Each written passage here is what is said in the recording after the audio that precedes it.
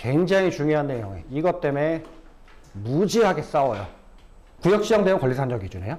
이 개념을 잡으셔야 돼요. 그래서 중개라거나 투자할 때는 그 구역에, 그 정비사업을 하는 구역에 권리산정 기준이 언제냐, 이거부터 찾아보셔야 돼요.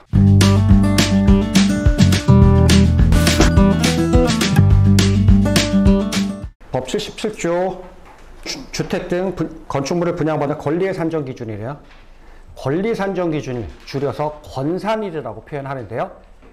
굉장히 중요한 내용이에요. 이것 때문에 무지하게 싸워요. 이것 때문에 무지하게 싸워요. 요 뜻은 일단 정확히 알고 넘어가셔야 돼요.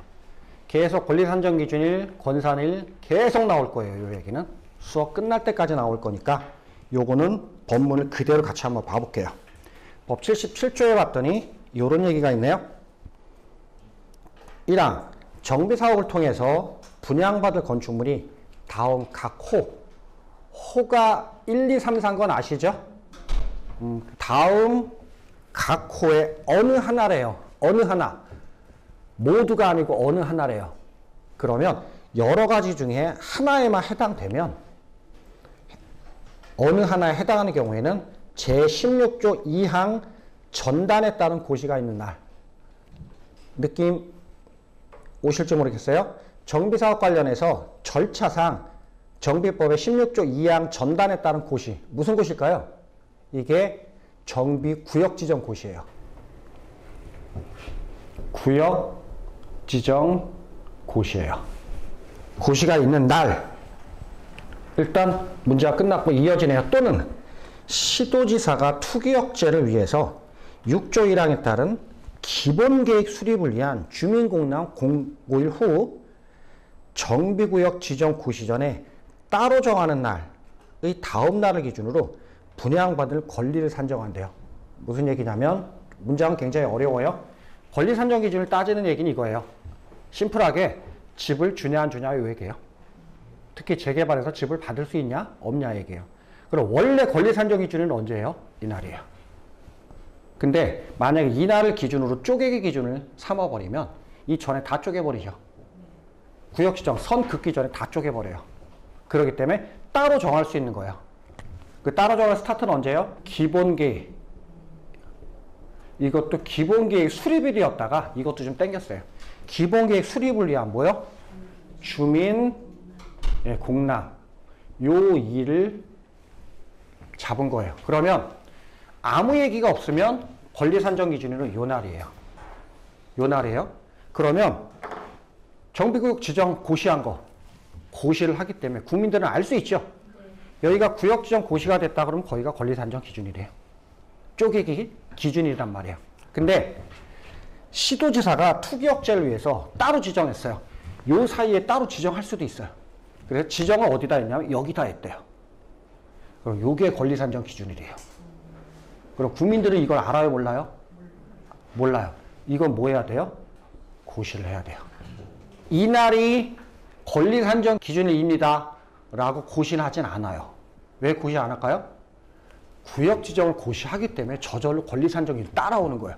국민이 알 수 있잖아요. 근데 도시계획위원회에서 여기를 정했어요. 그럼 국민들은 알아요, 몰라요? 모르죠. 그래서 고시를 하는 거예요. 그러면 앞으로 권리 산정 기준일 얘기 나오면 뭐가 떠올라야 돼요? 구역 지정이나 따로 정하는 날. 이해하셨어요? 근데 서울, 부산을 제외하고 우리가 알만한 광역시나 시도에서 따로 정하는 경우는 거의 없어요. 그래서 대전도 여기에요. 광주도 여기에요. 대구도 여기에요. 부산은 요쯤 돼요. 부산은 좀 약간 특별해요. 나머지는 다 여기에요. 서울 수도권은 요게 있을 수 있어요. 서울은 다 여기라고 보시면 돼요. 그래서 서울은 구역마다 권리 산정 기준이 다 달라요. 거의 다 다르다고 봐야 돼요. 대전은 똑같아요. 구역 지정되면 권리 산정 기준이에요.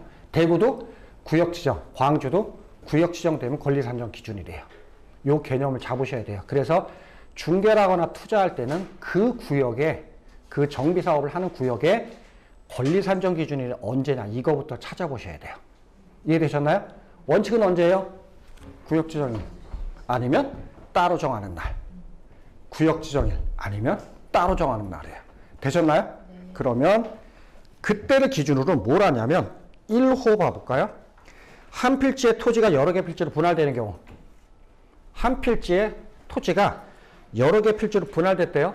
그럼 한 필지를 A라는 사람이 갖고 있어요. 토지등 소유자 1명이에요. 이걸 10개로 나눴대요. 토지등 소유자 10명이에요. 토지등 소유자 늘어나죠? 이런 걸 막겠다는 얘기예요. 두 번째, 단독주택, 다가구주택이 다세대로 전환됐대요. 느낌적으로 알겠네요. 단독, 다가구로 소유자 1명이에요. 다세대로 바뀌는 순간 소유자, 토지등 소유자 늘어날 거예요. 막겠대요. 세 번째, 하나의 대지 범위 속하는 동일인 소유의 토지와 주택 등 건축물을 각각 분리해 소유한 거. 이해를 돕기 위해서 단독주택 생각하시면 돼요. 단독주택 등기 몇 개예요? 2개예요. 그죠? 그럼 단독주택을 내가 갖고 있어요. 토지등 소유자 1명이에요. 근데 건물이랑 토지랑 등기 나눌 수 있죠? 나눈 순간 둘이 돼버리잖아요. 그걸 막겠다는 얘기예요. 1호, 2호, 3호는 서울에서 이거에 해당돼서 닥칠 일은 그리 많진 않아요. 서울에서 문제되는 건 다 4호예요. 지금 문제되는 건 다 4호예요. 5호는 새로 생겼는지 왜 생겼는지 설명드릴 거고요. 4호, 나대지의 건축물을 새로 건축했어요. 나대지 갖고 있어요. 토지등 소유자 1명이에요.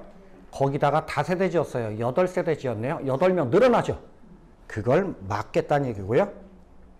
기존의 건축물을 철거했어요.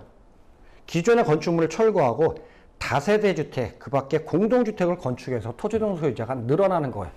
그리고 나대지에 건축하는 것도 안 되고요. 기존 건물을 철거했대요. 그럼 기존 건물은 뭐였을까요? 건축물 종류가 단독이나 뭐 낡은 근생이었을 수도 있고 다가구일 수도 있을 거예요. 그래서 토지등 소유자 늘어난 걸 막겠대요. 그래서 실무적으로 1, 2, 3, 4, 5는 재개발 얘기예요. 쪼개기란 얘기는 재건축에서는 없었어요.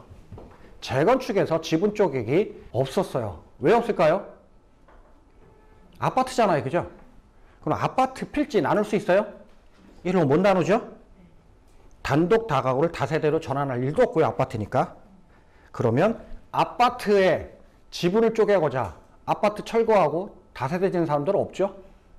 그렇기 때문에 쪼개기에 대한 부분들은 아파트는 없었어요.